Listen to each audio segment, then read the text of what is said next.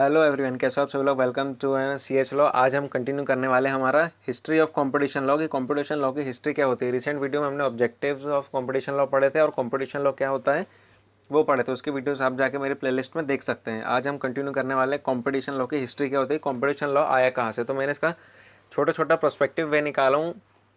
चलो हम इसको स्टार्ट करते हैं। सबसे पहला हमारा आता है एंशियंट रोम की क्या हिस्ट्री रही है हमारे कंपटीशन लॉ में। तो सबसे पहले इसकी डेफिनेशन हम पढ़ते हैं। The ancient Rome laws curved monopolies, unfair trade and price manipulation, ensuring fair competition, customer protection and stable market।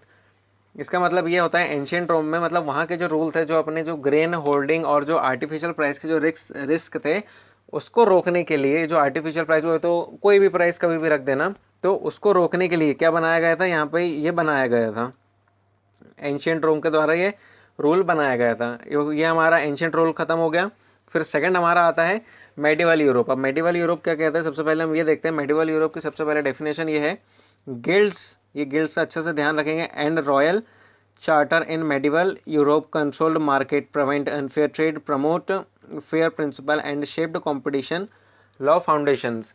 इसका इजीली मतलब मैं आपको टोटली सब चीज़ का कंक्लूजन ही बताता हूँ, जिससे आपको एक्सटेंड ज़्यादा पढ़ने की ज़रूरत नहीं है। अपने एग्जाम के लिए और बेसिक नॉलेज के लिए भी बहुत ज़्यादा इंपॉर्टेंट है और आपको यूज़ कहीं पे भी आ जाएगा।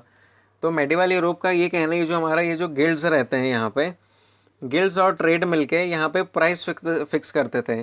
तो अब ये जो गिल्ड्स हो गए अपने और ट्रेड, अब ट्रेड जैसे जो भी ट्रेड चलता है ये दोनों मिलकर प्राइस फिक्स करते थे कि नहीं भाई अपने को प्राइस क्या रखना है क्या नहीं रखना है किसी भी एक सर्टेन टॉपिक में। तो वहाँ के जो किंग थे, किंग ने इसे रोकने के लिए कुछ रूल्स बनाए, तो वो हमारा मेडिवल यूरोप में वो टोटली हमारा कवर हो जाता है। नेक्स्ट हम देखते हैं इसमें हमारा थर्ड है इंडस्ट्रियल रेवोल्यूशन क्या कहता है। 18th 19th सेंचुरी का जो आया था 18th और 19th सेंचुरी में कंपटीशन लॉ के अंदर। इसकी डेफिनेशन है, during this century industrial revolution rapid industrialization led to monopolies, unfair trade practices, prompting early competition laws for fair market.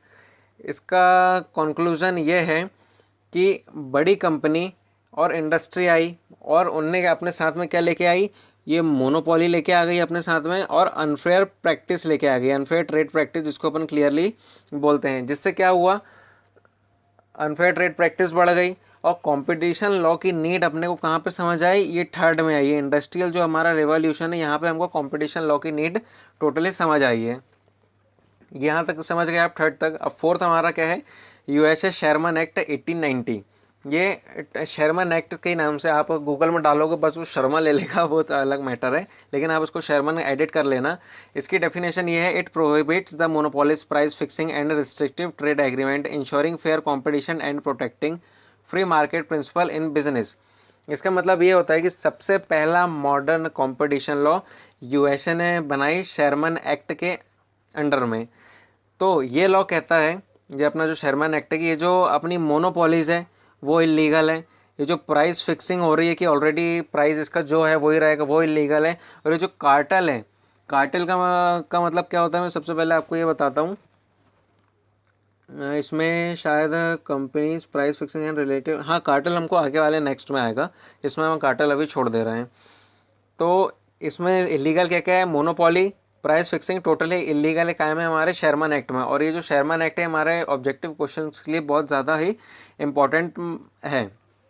अब नेक्स्ट हम देखते हैं हमारा फिफ्थ, देखते हैं यूरोप ट्रीटी ऑफ रोम क्या कहती है ये, उसको हम सबसे पहले देखते हैं। यूरोप ट्रीटी ये कहती है, here Europe made rule for fair competition and the work of strengthening, it was done by article 101 and 102।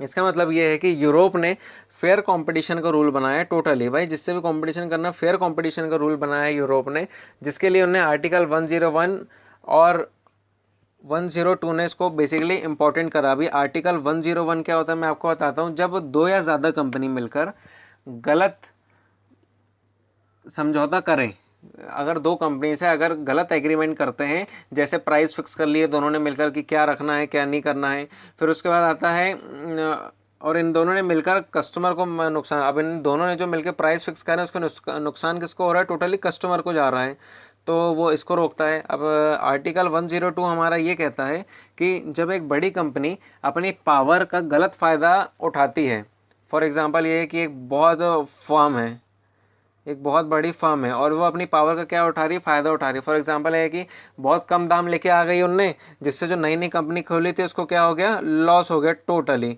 तो ये हमारा वैलिड नहीं होता है किसी भी कंडीशन के अंडर। यहाँ तक समझ गए आप। अब नेक्स्ट हम कंटिन्यू करते हैं हमारा 6th MRTP एक्ट। MRTP का मतलब होता है monopolies and restrictive trade act. ठीक है।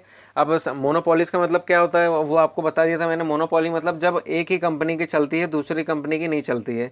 और रिस्ट्रिक्टिव ट्रेड एक्ट का मतलब ये होता है कि जब कंपनी ऐसा काम करे जिससे बाजार आज़ादी, जिससे बाजार की जो आज़ादी है वो काम हो जाए, लेकिन ग्राहक को नुकसान हो जाए किसी भी तरीके से। मतलब रिस्ट्रिक्टिव ट्रेड का मतलब ये है कि ऐसा ट्रेड हो रहा है कि जिससे जो हमारा कस्टमर है उसको क्या हो रहा है, लॉस हो रहा है पूरी तरीके से, वो आता है हमारा रिस्ट्रिक्टिव ट्रेड के अंडर आता है। ये हमारा क्लियर हो गया है। फिर उसके बाद हमारा 4th टर्म में हम आते हैं, हमारा फिफ्थ हो गया। 6th टर्म में हम आते हैं MRTP एक्ट। ये जो थोड़ा सा अभी स्क्रीन में अगर कुछ प्रॉब्लम आई है उसके लिए मैं माफ़ी चाहता हूँ। फिर 6th हमारा आता है MRTP एक्ट। वो क्या होता है हम सबसे पहले उसको देखते हैं। MRTP एक्ट ये, हाँ ये हमारा हो गया MRTP एक्ट। अभी इसका हम सबसे पहले डेफिनेशन पढ़ते हैं। It aimed to prevent concentration of economic power, control monopolies, prohibit unfair trade practices and ensure fair competition and consumer protection in India. इसका मतलब ये होता है कि मोनोपोली और रिस्ट्रिक्टिव ट्रेड प्रैक्टिसेस रोकने के लिए ये एक्ट बनाया गया, लेकिन ये किसी भी तरीके से इफेक्टिव नहीं था, बिल्कुल भी इफेक्टिव नहीं रहा हमारा ये 6th वाला MRTP। अभी जो भी प्रॉब्लम आई होगी उसके लिए मैं आपको सॉरी बोलता हूँ। अब नेक्स्ट चलिए हम हमारा टॉपिक पे कंटिन्यू करते हैं। नेक्स्ट हमारा है 7th नंबर में आता है इंडियन कंपटीशन एक्ट। बेसिकली यहाँ पे 7th नंबर में हमारा कंपटीशन एक्ट आ ही गया है।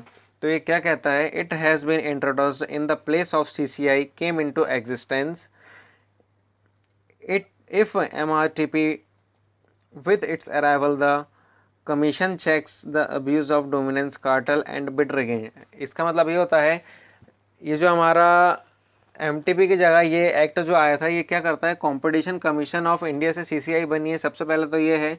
और इसमें ये जो कार्टल दिया है, कार्टल का मतलब ये होता है कि जब दो या दो से ज़्यादा कंपनी मिलकर प्राइस मार्केट या सप्लाई कंट्रोल करती है कंपटीशन को रोक कर, और इससे बेसिकली क्या होता है, कस्टमर को लॉस होता है, टोटली यहाँ पे कस्टमर का लॉस होता है, उसको हम कार्टल कहते हैं। बिड रिगिंग का मतलब क्या होता है, बिड रिगिंग का मतलब होता है जो अपना ऑक्शन होता है, ऑक्शन को ही हम टोटली बिड रिगिंग कहते हैं।